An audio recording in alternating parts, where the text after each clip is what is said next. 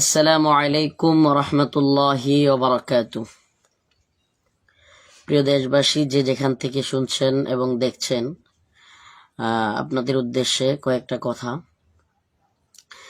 দীর্ঘদিন যাবৎ আমার নাম করে আমার মাহফিল দিবে বলে ফেসবুকে, হোয়াটসঅ্যাপে আমার নামে আইডি খুলে বিকাশ নাম্বার দিয়ে অ্যাডভান্স টাকা নেওয়া এবং টাকা চাওয়া এবং মাহফিলের ডেট নিয়ে প্রতারণা করা, এই কাজগুলো দীর্ঘদিন যাবৎ আমি বিভিন্ন মাধ্যমে বিভিন্ন মানুষের কাছ থেকে শুনতেছিলাম। সর্বশেষ ফরিদপুরের একটা প্রোগ্রামে এই ধরনের প্রতারণা হয়েছে। তো ফরিদপুরের কমিটি আজকে আসছিল আমার কাছে। এরাই মূলত এই যে আমার ডান পাশে যাকে দেখতে পাচ্ছেন রুমাল, উনাকে নিয়ে আসছে, উনাকে, এবং এই যে আমার বাম পাশে যাকে দেখতে পাচ্ছেন, এদের দুইজনকে নিয়েই ধরে নিয়ে আসছে ওনারা। এরা ফরিদপুরওয়ালাদের কাছ থেকে আমার নাম করে 25,000 টাকা নিয়েছে। এবং আমি আপনাদেরকে একটু ভিডিও স্ক্রিনে দেখাতে চাই। দেখেন, আমার এটা ক্লিয়ার হয় না, ব্রাইটনেসটা একটু কমায় দে, ওটার ব্রাইটনেসটা একটু কমায় দে। ব্রাইটনেস কমাইলে ক্লিয়ার হবে। হ্যাঁ,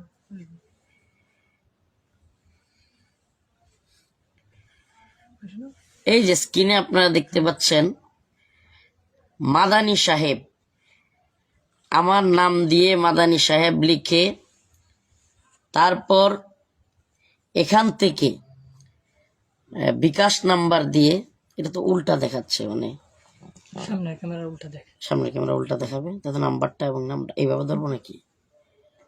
না এভাবে ধরলে হবে না, ওইভাবে এরা বুঝবো, ওইটা বুঝবো।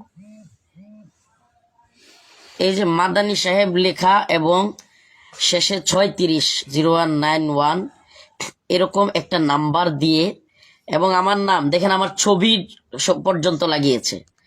এই যে এই যে এই লোকটা আমার ছবিটা পর্যন্ত লাগিয়েছে এবং লিখেছে নিচে মাদানী সাহেব, এবং তার নাম্বার দিয়ে মানুষের সাথে সে কথা বলে। এটা তো ভালো করে দেখানো যায় নাই, ছবি তুলে কমেন্টে দিয়ে দিও। আমার নাম্বার, মানে এটা আমার নাম্বার না, মানে তাদেরই একটা নাম্বারকে আমার নাম্বার বলে এবং আমার ছবিটা দিয়ে মাদানী সাহেব লিখে মানুষের সাথে এভাবে দীর্ঘদিন যাবত আমরা শুনতেছিলাম প্রতারণা করতেছে। এখন উনি আজকে যখন ওই কমিটি ফরিদপুর থেকে ওনাকে নিয়ে আসছে, উনি স্বীকার করছে যে একটা প্রতারণাই উনি করেছে, আর প্রতারণা করে নাই। আমি আপনাদেরকে আরো কিছু রেকর্ড আছে যেগুলো শোনাবো, যেগুলোতে সে আমার নামে, আমার হঠাৎ করে যখন মানুষ ফোন দেয় যে হুজুর মাহফিলে কেন আসে নাই বা এরকম জিজ্ঞেস করে, তখন বলে যে হুজুরের চাচা মারা গেছে হার্ট অ্যাটাক করে, মানে বিভিন্ন ধরনের কথা বলে এই ধরনের কাজগুলো করতেছে। আমি একটু আপনাদের কাছে আসবো, তার আগেই ওদের কাছ থেকে একটু শুনে আসি। আচ্ছা, আপনার সাথে ঠিক কি হয়েছিল আপনি বলেন। আসসালামু আলাইকুম রহমতুল্লাহ। আমি ফরিদপুর মধুখালী থানা থেকে বলছি। আমার একটা সংগঠন আছে হেল্পফুল ফজল, সংগঠনের সাধারণ সম্পাদক। আমি হুজুরকে দাওয়াত দেওয়ার জন্য এই ভাইয়ের সাথে এই কন্টাক্ট করি এবং ভাই পরিচয় দেয় হুজুরের খাদেমের। এই পরিচয়ে আমার থেকে অ্যাডভান্স নেয় এবং ফরিদপুরের দ্বিতীয় যে মাহফিলটা সদরে ছিল মমিন খারাট সম্ভবত, সেইখান থেকেও কিছু 15,000 টাকা, মোট 25,000 টাকা ভাই অ্যাডভান্স নেয়। কোন ভাই এই ভাই এই ভাই অ্যাডভান্স নেয়। অ্যাডভান্স নেওয়ার পরে আমি যখন হুজুরের সাথে কথা বলতে চাই তখন আমাকে নাম্বার দেওয়া হয় এবং হুজুর খাদিম হিসাবে আমাকে নাম্বার দেওয়া হয়। নাম্বার দেওয়ার পরে লাস্ট যেদিন আমি মাহফিলের দিন ফোন দিতেছি তখন ফোন ধরে না, পরে লাস্ট ফিনিশিং বলতেছে যে ফোন ধরে বলতেছে যে হুজুরের চাচা নাকি হার্ট অ্যাটাক করে মারা গেছে, হুজুর গাজীপুর থেকে ফেরত চলে গেছে। গাজীপুর পর্যন্ত আসছিল, গাজীপুর থেকে হুজুর আবার ফেরত চলে গেছে। আর আমার কাছে যে ভয়েস দেওয়া হয়েছে হুজুর এখন, এই ভয়েসটা আপনাদেরকে শোনাবেন। এবং আপনি এটা বলেন যে আপনিও যে আমার নামে ফেসবুকে উল্টাপাল্টা লিখছেন কসমকে যে আমি টাকা নিছি, আপনি যে এইটার ব্যাপারে বলেন। আমি হুজুরের ব্যাপারে এই ভাইয়ের কথা শুনে বা এই ভাইয়ের ভয়েস উক্তিতে হুজুরের নামে একটা মিথ্যা আর কি একটা পোস্ট করছিলাম। আপনি কসম খাইছেন যে আল্লাহি আল্লাহর কসম আমি হুজুরের বাড়িতে গেছি। আচ্ছা, জীবনে কোনোদিন এভাবে আমার সাথে আপনার এভাবে দেখা হয়েছে? জি না। তাইলে আপনি যে বললেন আল্লাহি আল্লাহর কসম আমি হুজুরের কাছে গিয়ে বাড়িতে টাকা দিয়ে আসছি, হ্যাঁ, এবং এটার তদন্ত চলতেছে, আপনি ফেসবুকে আইডিতে পোস্ট করছেন, এটা কেন বললেন বলেন? আপনি একবার ফ্রিলি বলেন। আমি এই কথা এই জন্য বলছিলাম যে আমি যখন টাকাটা অ্যাডভান্স করে তখন এই যে ভাইয়ের এমন ভাবে আমাকে কণ্ঠ করা হয়েছে যে আমি মনে করতেছিলাম যে পুরো রফিকুল ইসলাম মাদানী সাহেব হুজুরের সাথে আমি কথা বলতেছি, যার কারণে আমি হুজুরের নামে একটা মিথ্যা পোস্ট করেছিলাম। এই বয়সটা কে দিছিল? এই ভয়েসটা দিয়েছিল এই যে এই ভাই একটা নাম্বার, এই নাম্বার থেকে হোয়াটসঅ্যাপের মাধ্যমে আমাকে ভয়েসটা পাঠানো হয়েছিল। আর গতকালকে আমি আমার কমিটি টিম নিয়ে একটা মোবাইল ভাইকে দাও, আমি একটু পোস্টটা দেখাই। গাজীপুর মাওনা পুরাতন বাজার একটা থেকে মোবাইল দাও, তাড়াতাড়ি। ভাইকে নিয়ে আমি হুজুরের কাছে আসি আজকে আমার কমিটির মাধ্যম দ্বারা। হ্যাঁ, আপনি কি পোস্ট করছিলেন এটা বলেন।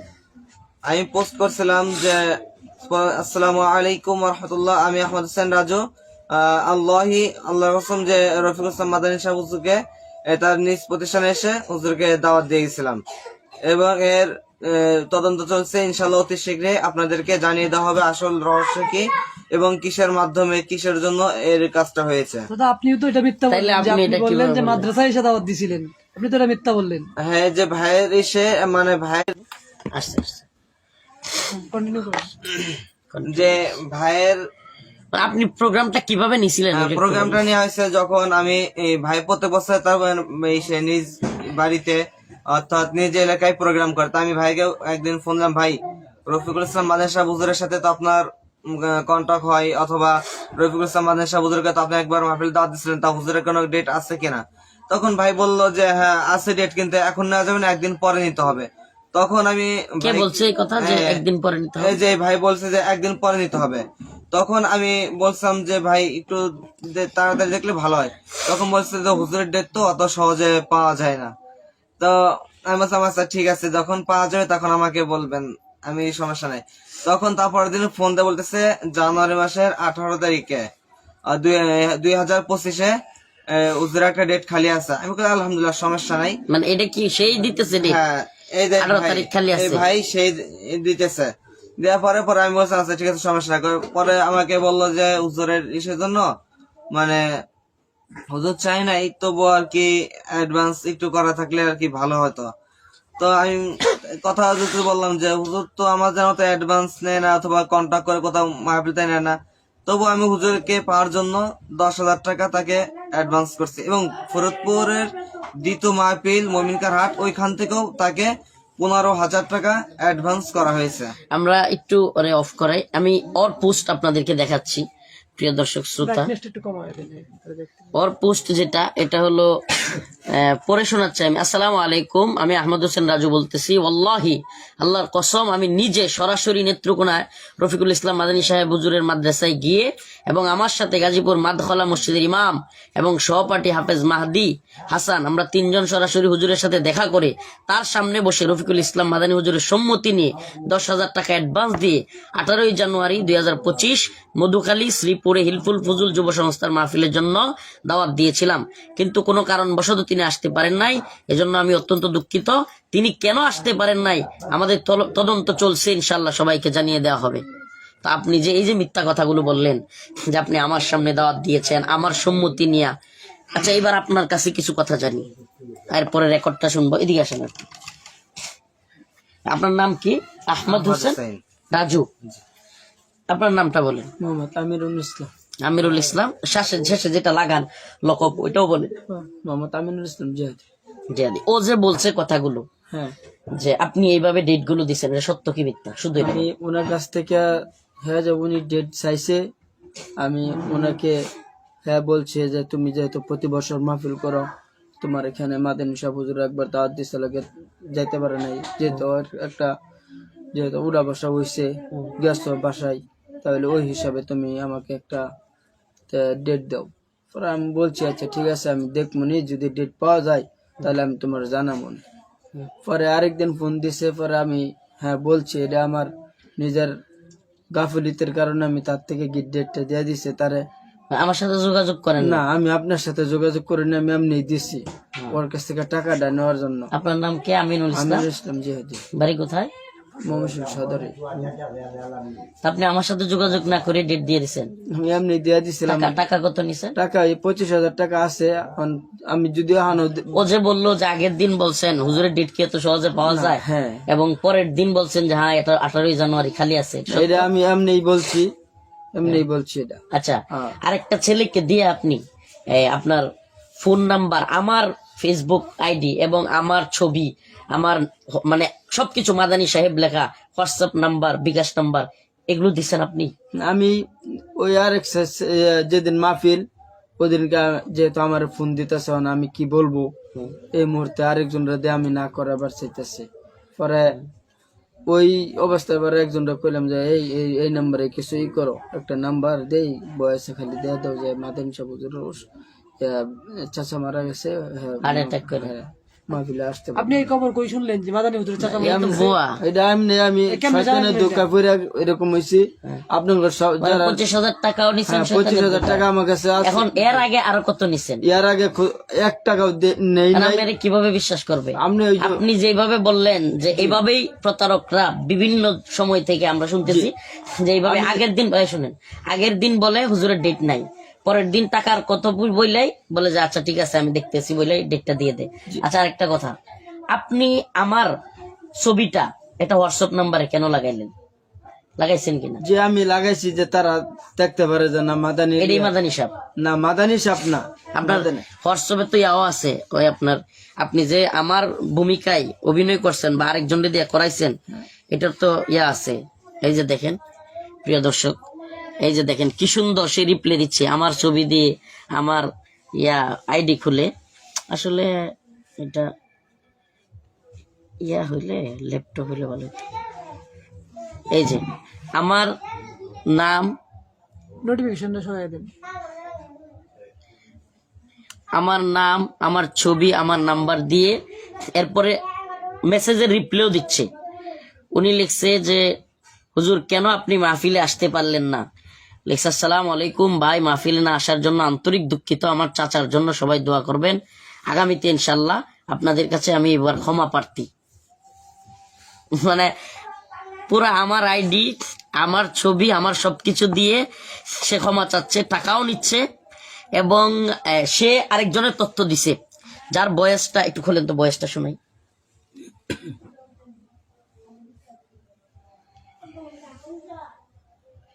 একটু সে যে আমার বয়স ইয়া কইরা অন্যদেরকে দেয় যে আমার চাচা মারা গেছে, এই ধরনের, এই বয়সটা শুনে। হ্যালো, আপনি কি বুঝেন না কথা? আচ্ছা ভাইজান আবার একটু বললে ভালো হতো, সমস্যা কোনো? হ্যাঁ সবার সামনে একটু বলেন। আচ্ছা বলেন। হ্যাঁ বলেন বলেন, কি বলবো? যে হুজুরের সমস্যাটা একটু বললে সবাই বললেই হুজুরের চাচা হার্ট অ্যাটাক করে মারা গেছে, ঠিক আছে? আমার চাচার হার্ট অ্যাটাক করে মেরে হচ্ছে। আমার একটাই চাচা, বলে একটাই বাচ্চা আছে আমার চাচা।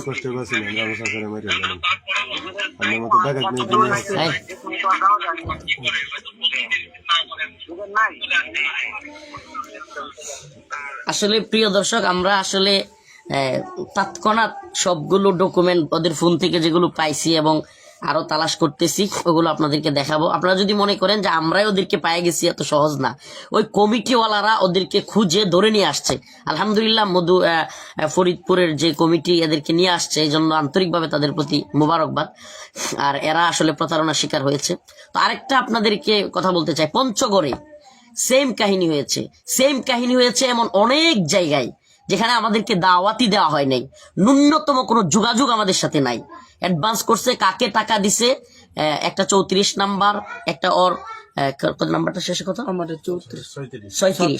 36 নাম্বার। এই মানুষ নাম্বারগুলোতে টাকা দিয়ে প্রতারিত হয়ে তারপরে আমাদের নামে বদনাম করে মাইক দিয়ে অ্যানাউন্স করে যে হুজুর আসে নাই, হুজুর টাকা নিছে, হুজুর এই করছে সেই করছে।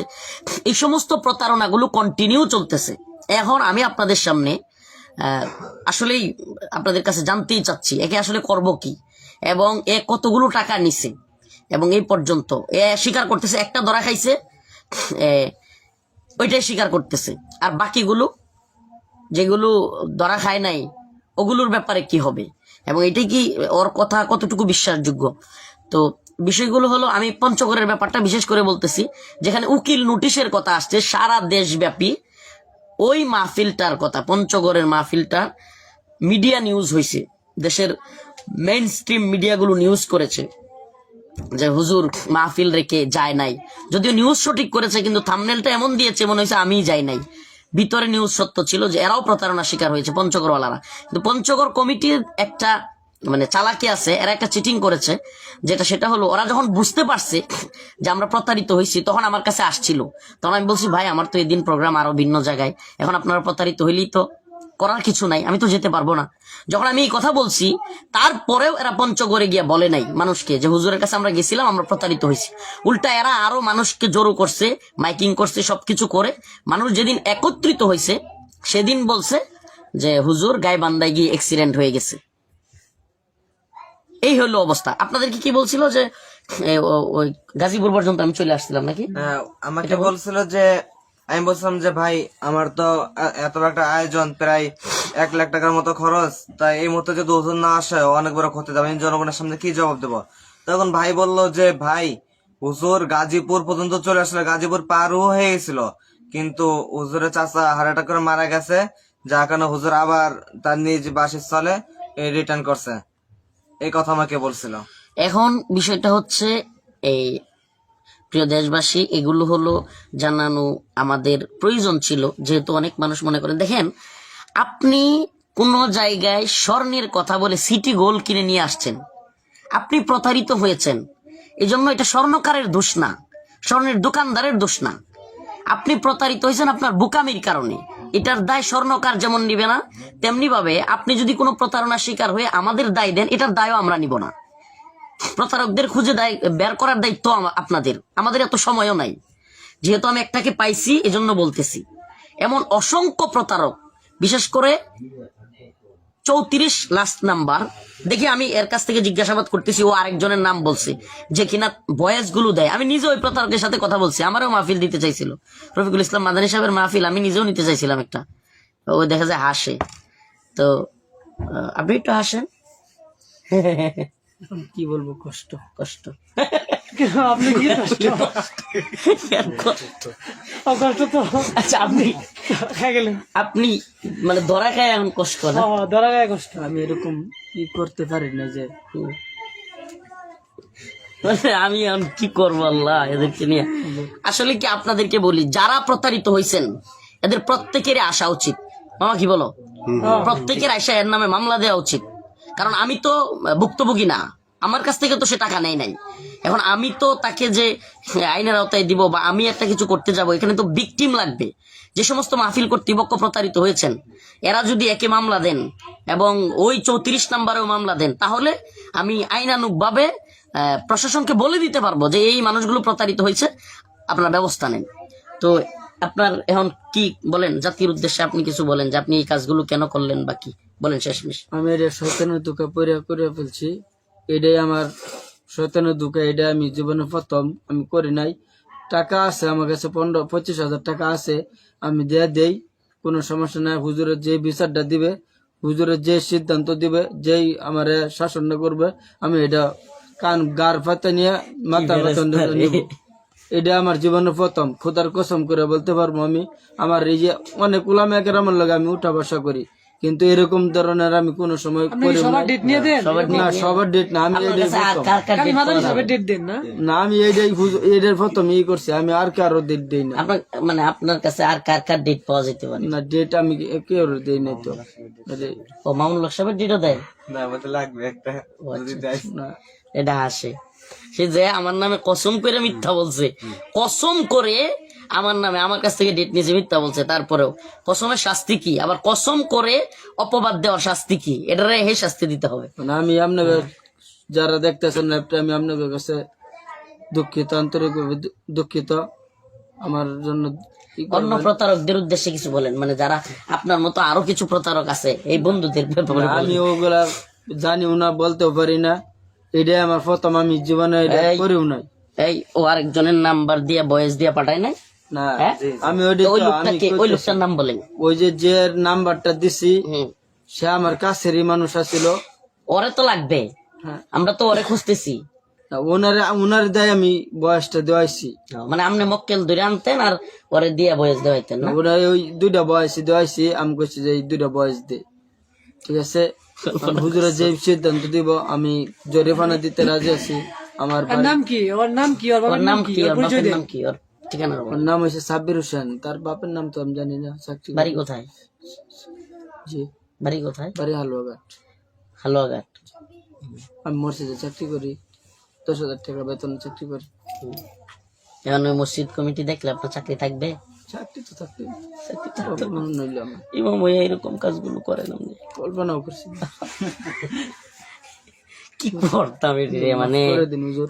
এই মিয়া আমাদের কারণে ও আরেকটা এই যে- বিষয় আপনাদের এই যে সামনে শুনেন আমি বলি, live কিছু আমি লোক বলতেছি। কিছু লোক আপনি প্রতারণা করছেন, ও প্রতারিত হইয়া কসম কায়া পোস্ট করছে ফেসবুকে আমাদের নামে। আর কিছু লোক সুযোগ সন্ধানী যারা আমাদেরকে দেখতে পারে না, এদের নামগুলো বলতে যাচ্ছি না, এরা সুযোগটা পাইলেই, আল্লাহ মাফ করুক, আসলে ইসলামপন্থী দলগুলো ঐক্যবদ্ধ হোক এবং একসাথে কাজ করুক, বা এদেশে ইসলামপন্থীরা ভালো একটা অবস্থান তৈরি হোক, এটা আমাদের অন্তর থেকে সবসময় চাওয়া। এই জন্য বলতে চাই না, কিন্তু কিছু লোক মানে ইচ্ছা করে আমার কিছু হইলেই টার্গেট করে, এরা আবার চায় যে আমি ওই অবস্থায় চলে যাই। আমার খুঁচায়েন না ভাই, আমি চুপচাপ থাকতে চাই। হ্যাঁ, ওলা খাফুন লাউমাতা লাইম, আমি নিন্দুকের নিন্দার পরোয়া করি না। অযথা আমারে খুঁচাইয়া এই আর ঝামেলা বাড়ায়েন না। একবার তো আপনাদের মুরব্বী ক্ষমা চাইতে হয়েছে, আর এত খুঁচায়েন না, একটা কিছু হইলেই এত। আপনাদের মুরব্বী অফ করে দিছে, বিষয়টা অফ। আমি আর নামও বলতে চাচ্ছি না, উনি আমাদের সকলেরই মুরব্বী। হ্যাঁ, উনি বিষয়গুলো অফ করে দিছে, এটা অফ। কিন্তু আপনারা নতুন করে এটা কিছু হইলেই মানে খুচাখুচি করা এবং আমাদেরকে প্রতারক মনে করে মানে মানুষের কাছে প্রচার করতে চাওয়া, এটা করবেন না দয়া করে। আর এই লোকটা ফেসবুকে পোস্ট করছে আমার নামে, কসমকে মিথ্যা অপবাদ দিছে। তো এদের শাস্তি একটু আল্লাহর কাছে আসি বড় ধরনের, বাকি আমরাও ব্যবস্থা নিব ইনশাআল্লাহ। লাইভ যারা দেখতেছেন, আমি আপনাদের কাছে এক হুজুরের সামনে রেখে একটা কথা বলতেছি। আরে আপনার কারণে আমারে অনেক মানুষ আমাদেরকে গালিগালাজ করে, প্রতারক মনে করে। হুজুরের সামনে রেখে আপনাদের সামনে বলতেছি, যারা লাইভটা দেখতেছেন, আমার খাতা কলমে লিখিত একটা দিয়া দিব। যদি ওই যে 36 নম্বরে, এই নাম্বারে যদি আরো কোনো দিন একটাকে এদিক সেদিকে আসে, আমার আইনের আওতায় আইন না বিচার করবেন।